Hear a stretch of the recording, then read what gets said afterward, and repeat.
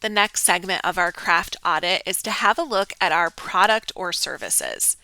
Now, this is going to be the hardest part for a lot of you because it requires you to be really objective and really honest about the kinds of products that you're putting out.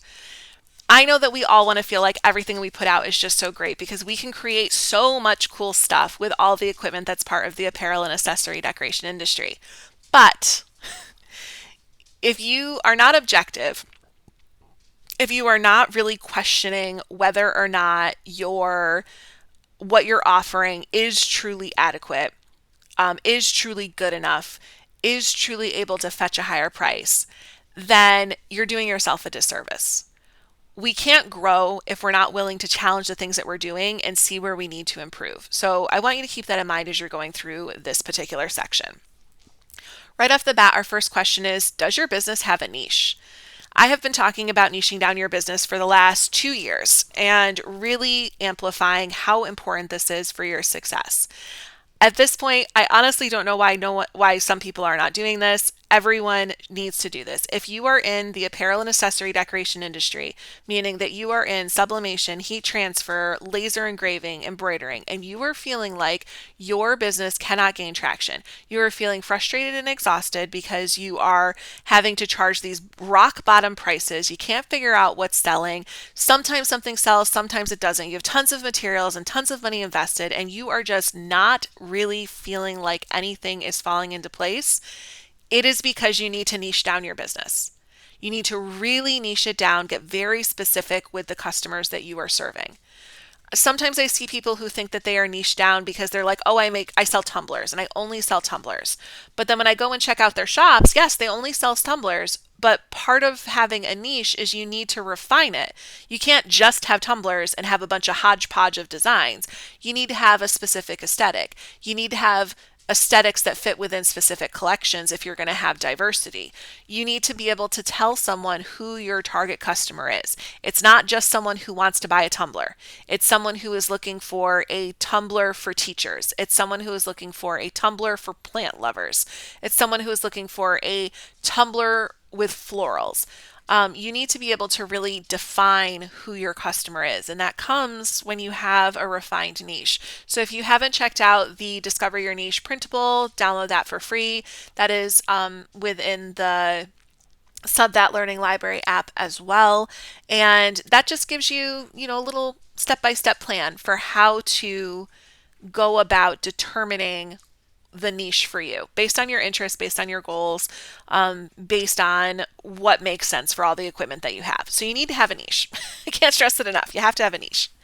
All right. The next question is about if you have a service niche, because this is one of the things that I see too often is people who think that because they're printing anything, that's a niche. Now, a service niche being someone who does print on demand, so to speak, that is a niche.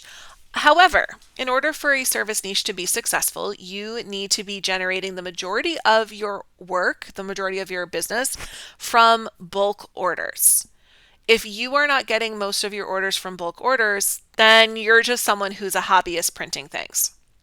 This makes a difference because it increases your profits, it decreases the amount of work of your business, and also it has a target customer. The problem with a lot of makers who do print on demand is that you don't have a target customer. You're looking to make every single person your customer, and every single person is not going to be your customer, especially because they don't want to necessarily pay the prices that you have, which leads to a lot of makers charging less for their products. And it's just not the way that you want to be with your business. If you are providing the service, you need to be able to say who your customer is. So if you do embroidering, who are you doing embroidering for? Are you doing adding names for sports teams in the area? When I was growing up, that was a business. That was a service niche business in my hometown. There was one woman who embroidered people's names on their Letterman jackets and, sweatshirts for athletes and all of that apparel stuff that you could buy from the school. And she did this for most of the students in multiple counties. Like, she was very popular. And that was what she did, which is a great example of a service niche that has a target customer. Other people who do print on demand do a lot of promotional products for businesses. Again, That's, you know who your target customer is. If your goal is to make anyone your customer and constantly do one-off orders and likely spend more time trying to get a sale and lowering your prices to get a sale than actually getting a good return on that investment, it's not a business. It's a hobbyist. I can't stress that enough.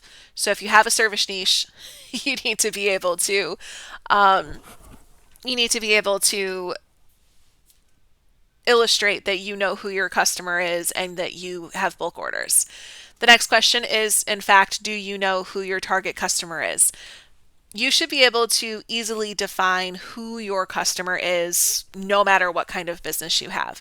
So in this section of our craft audit, I'm looking at Allison's website. Allison's business is Whole Heart Creative, and her customer is people who are suffering loss. Her goal is to market memorial and commemorative pieces. She offers a good diversity in products. One of the things that I talked to her about was streamlining some of these products and really refining her niche just a little bit more. And she is definitely open to doing that. But she can tell you, like, she knows that her customers are, in fact, someone who is suffering loss. And that is great. It is great to have that in your perspective, to really understand who it is that you're focusing on, and then cater your products to them. If you don't know who your target customer is, you don't know what kind of products to develop. So people who are suffering loss, it's a refined niche, but it's a little bit larger. There's a lot of wiggle room inside of that, which is necessary for that niche because people are not suffering loss all the time. Now, that's different than compared to this other site that I've referenced a few times now, the Between the Covers. This particular shop is very specifically for people who like dark romance. She is not trying to cater to anyone else. Her niche is not all book lovers. It's not romance book lovers. It's not closed door romance. It's not paranormal romance. It is literally dark romance. That is what she is focused on. That's what her aesthetics are all about. Everything that she offers is catered to that target audience. And she's come up with this cheeky little product using a printed faux leather that is a bookmark and also a cheeky little product at the same time. Really great marketing, truly really great idea. I think it's very impressive what this person has come up with. That's why I'm using it as a good example. And again, because they are doing printing similar to us, and that is why it's more relevant as well. But you need to be able to identify your target customer for your niche. You need to be able to say, my customer is this person, this is their interest, this is what motivates them to buy, this is the kind of products I know they're interested in. If you don't understand your target customer, it's likely because you don't have a niche. When you have that niche, you're going to be able to refine your products and you're going to be able to understand who your target customer is. And you'll be able to find more of that information by just doing market research and demographic research, which is part of just being a business. The next question is, do your prices and product aesthetics reflect your ideal customer persona? And then in the next one, I also talk about, is your pricing high or low based on other sellers in your niche? Now that's where you're going to compare your business to other businesses that sell stuff that you sell. And you're going to ask yourself, does their business have similar aesthetics to mine? Do I think that the pricing is fair for their products? Do I think that their pricing is too low? I really want to encourage you to make sure that you're being as objective as possible with this, because a lot of makers tend to price their products cheaper because they see other makers doing that, and that doesn't benefit your business. Selling tumblers for $20 or t-shirts for $15, that's insane. A tumbler shouldn't be cheaper than $40. A 20-ounce tumbler, $40 all day, every day, even more if it's something that is personalized or catered to a really specific niche. If you are selling t-shirts, $35 all day, every day, even more for larger sizes and plus sizes and big and tall sizes and things of that nature. Having your prices too low just sabotages your business. In the Make and Grow 0 to 100K Craft Business Blueprint, I talk about product pricing and I talk about how to be intentional with that, making sure that you're having money that's set aside for your business so that you are actually able to grow your business and replace the materials that you need. You cannot be taking 100% of the money that comes into your business to pay yourself. You have to make sure you have a good revenue split because that's how you survive. That's how you go the distance with your business. So, you want to analyze your pricing from that perspective. Does your pricing really allow your business to grow? Is your pricing fair for the products that you offer? Is your pricing reasonable for your target customer?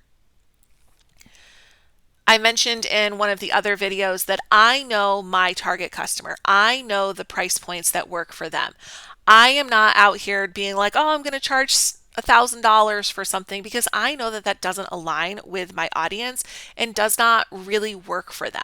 And I want to make sure I find the middle ground between what I'm offering and like what is actually within a reasonable expectation for them to spend.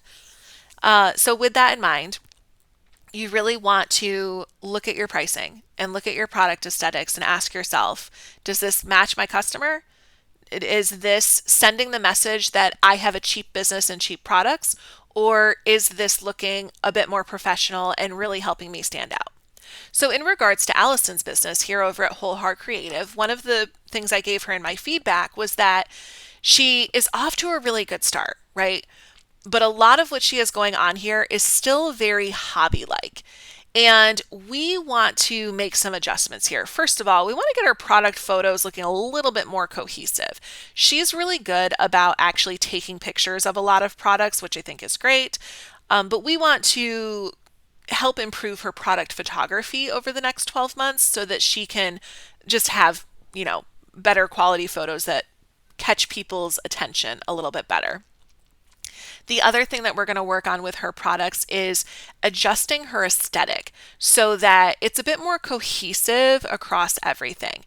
Nothing is inherently wrong with any type of design or product that she is offering, but one of the things that I notice is that she's using a lot of fonts that happen to be widely used. And they're kind of overdone, and that really does take away from what is appealing to a potential customer. It does start to muddle you in with other makers, even when that's not the category that you're really trying to be in. So, we're going to adjust a lot of her designs here. We're going to look for some new designs for her and just really kind of boost her overall aesthetic so that she has an aesthetic that matches the quality of her products and will allow her to increase her prices a little bit as well. None of her prices are bad. I think her prices are very good for this industry, but I also think that she could boost them just a little bit because she is doing memorial pieces. So when we talk about building an intentional business and we're doing this audit, we want to think about that. Like, we want to get a little bit more for what she is offering, because they are special pieces. They do have a meaning. If you can go and buy a generic clay ornament for $22 on the internet for Christmas, someone can pay $20 for a ceramic sublimation printed ornament that has a really beautiful poem and design on it that's unique, that isn't seen everywhere. That's what we're focusing on when we look at that aesthetic. And again, when your aesthetic looks a little bit more professional and also aligns with your brand, which you can see what her logo looks like right here, that is what drives more sales. That's what drives higher price points. So that's why we question that in this section of looking at our products. The next question on the first page here is, do you develop products based on niche research and your target audience? Researching your niche, understanding your target customer, this is what allows you to develop and grow your business. This is also what stops you from buying everything that just is available and is trendy, because there's nothing quite as frustrating as buying a bunch of blanks and then having no one buy them from you when you want to print them. So if you want to get out of that, if you want to stop spending all that money, then this is what you need to focus on and what you need to do. You need to be able to develop your products based on niche research, based on understanding your customer. All that stuff is things that we help with in the coaching group. That's our big focus moving forward, is to really help you master your business, help you have the most intentional, beautiful business that meets all of your goals. So next we're looking at the aesthetic, the kind of designs that you're using, what's the focus of your products, and are you using any type of branding to really help your products stand out? These questions, not everyone is going to love because I'm asking things like, do you rely on AI generated artwork for your products? AI generated artwork has a place. Too much of it is a problem. And a lot of people have started defaulting to just using a lot of AI generated artwork, and it takes away the uniqueness of it. It makes it look like some generic something that someone could buy at Walmart or the Dollar Tree or Shein or Temu. And you don't want that. You want your products to stand out. Um, I've heard a lot of complaints about the fact that Temu and Shein are offering different types of items that look a lot like sublimation items. First of all, they're not doing sublimation. They're doing like UV printing, which is cheap and easy to do and washes off or flakes off. Um, they're not giving the same quality of product. But also, if you're using artwork that's just really generic, that's heavy on the AI or is using trademark and licensed characters, you are putting yourself in competition with those cheap sites that are able to do that stuff for a fraction of the cost. Part of building a successful business is building a product collection that really stands out, that separates you from all of that competition. So, we want to make sure that you're not using a whole bunch of AI generated artwork. Some absolutely totally fine, especially if it fits within a specific theme that you're working on. But across the full spectrum of your business, no, definitely stay away from it. Are your products free of trademark and licensed characters, logos, and teams? This is something a lot of makers seem to struggle with. Um, Intellectual property theft is a very real thing. It does not matter if you know that you did it or not. You are still going to get nailed if you get caught. And a lot of people do get caught. A lot of people think they'll never get caught and then they get caught. If if it is something that can easily be identified as, belonging to any type of movie, television show, character, a sports team, a company logo, then you should not be using it in your products. I know that's hard for some people to hear because, the Grinch is popular at Christmas and the Jack the Skeleton is popular at Halloween and Betty Boop is popular at Valentine's Day and so on. But you don't have the rights to use this artwork. No one does. There is not an ability to license this for the use that handmade makers are using them. It's breaking the law. But also it keeps your business in competition with other hobbyists who are doing the same thing. So you want to separate yourself from that. You want to ask this question, separate yourself from that. The aesthetic thing is something that a lot of businesses need to work on. And it's not do or die, but it definitely helps amplify your business, which is why it's part of this craft audit. When you have a business that has a cohesive aesthetic, it just gives your brand an elevated look. Think about every place that you might go shopping, whether you're shopping for clothes or gifts or something else. If you're at a business that has a really strong brand presence, when you go in, everything has just a vibe about it, right? Everything fits a specific aesthetic. And when you're in there, you're like, yeah, this feels so put together. You immediately value the products in that business more. Even if they might be out of your price range, you are still seeing them through the perception of this is better than that other place that's just cluttered with a whole bunch of random stuff. I want you to really think about that when you're looking at your products. Aesthetics matter. Working towards creating a cohesive aesthetic is just a smart business move. And it doesn't have to be complicated. I mean, a lot of people sell t-shirts, for example. You can build entire collections of graphic t-shirts that just have words on them. You can use the same type of fonts on all of them. And you can build collections with certain types of fonts, and that's feeds right into a whole niche. So think about your aesthetic. Do you have a good aesthetic or does it need some improvements and some tweaking? I already talked about Allison's. We're going to tweak hers just a little bit. We're looking to combine this traditional memorial look of a lot of this stuff that she has with this aesthetic of her logo in her business. So that's going to mean incorporating some different fonts, a bit more watercolor action, And we're going to be getting rid of some of these products that just aren't selling for her and making sure that things just in general align better with what her target customer is seeking. And by doing that, we're going to help separate her out from all the other people who are selling memorial and commemorative products because she's going to have things that have a very specific look that people really like. That's what we're looking at for aesthetics. And again, I've talked about this business already. Everything here, everything that this person has fits this aesthetic. It makes such a huge difference. It changes everything about the perception that you have of what a business is offering. That's why it matters. All right, next up, do you focus on original artwork from quality designers or create artwork yourself? I know that the default for a lot of people is to try and get designs from any cheap avenue possible. There's unfortunately a lot of Etsy sellers who are selling designs for the apparel and accessory decoration industry that are stolen graphics. There's sites like Creative Fabrica and Design Cuts, which I love these sites because they have a lot of resources and they're very cheap to tap into those resources. But the problem with that is that you're getting a lot of stuff that's a bit more generic and is copied off of one another. There are tons of amazing designers in our industry, including myself, who have original work that has cohesive aesthetics.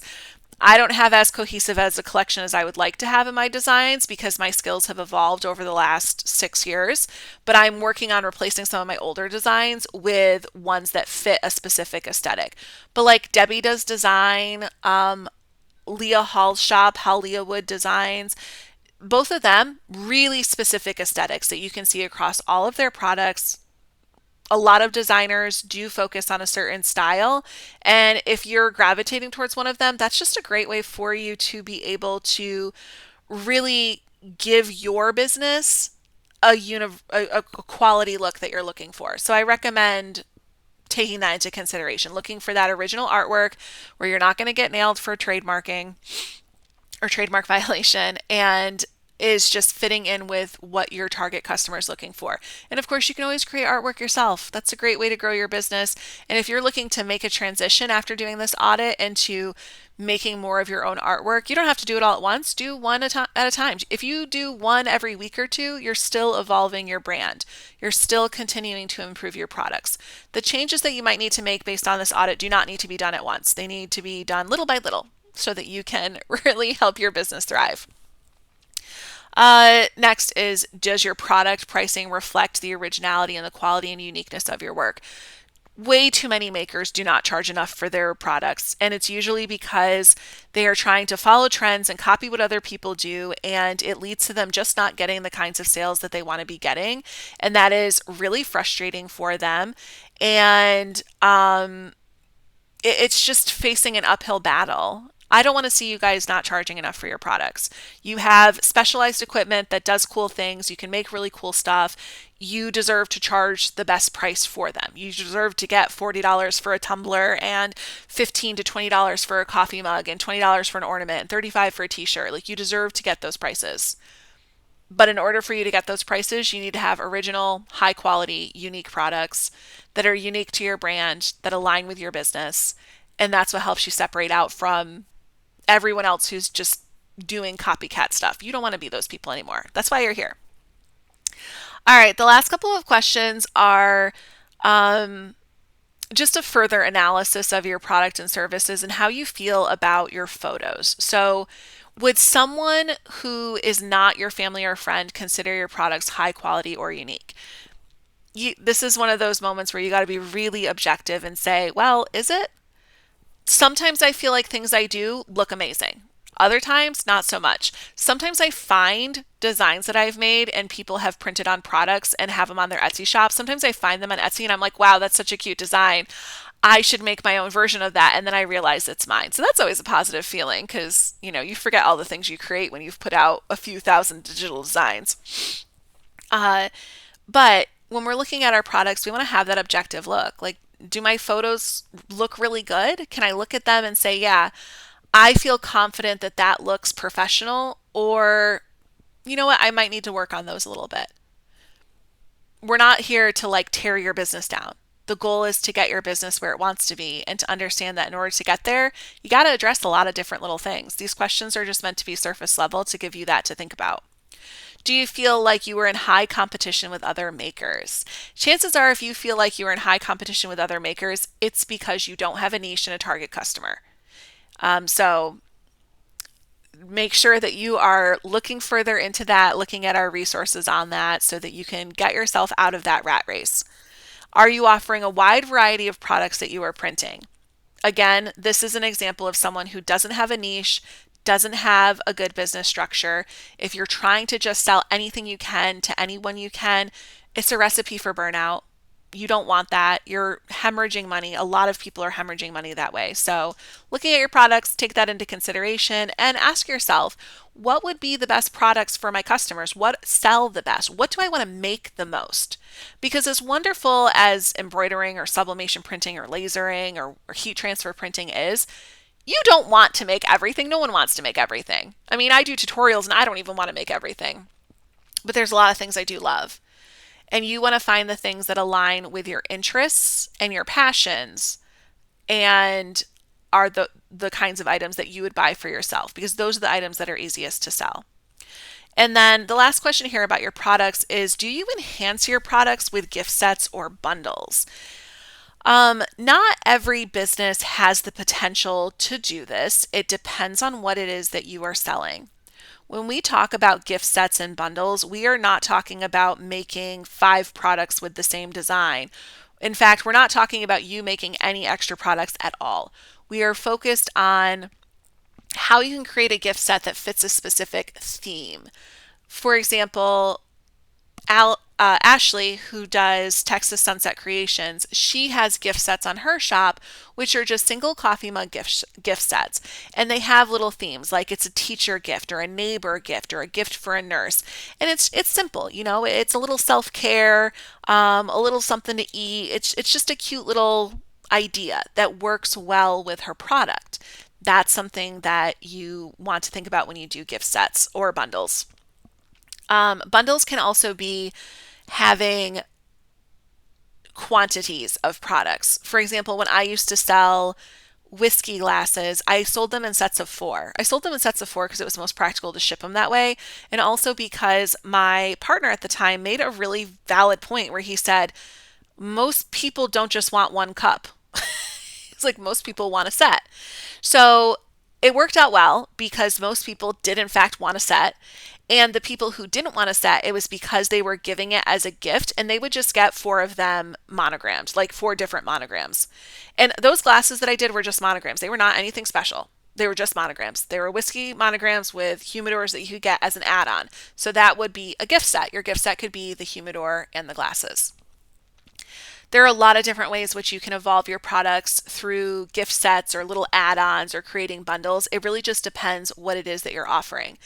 In order to determine what's best for you, you do need to have a niche, because that's how you know what your customer even likes and what that can look like and how you can determine, you know, how it fits into your own budget and your own expenses. So in your product and service audit, you're really kind of deep diving what your products and your service means for your business and asking yourself if where you're at is really where you want to be in terms of the bigger picture of what your business looks like to the outside world.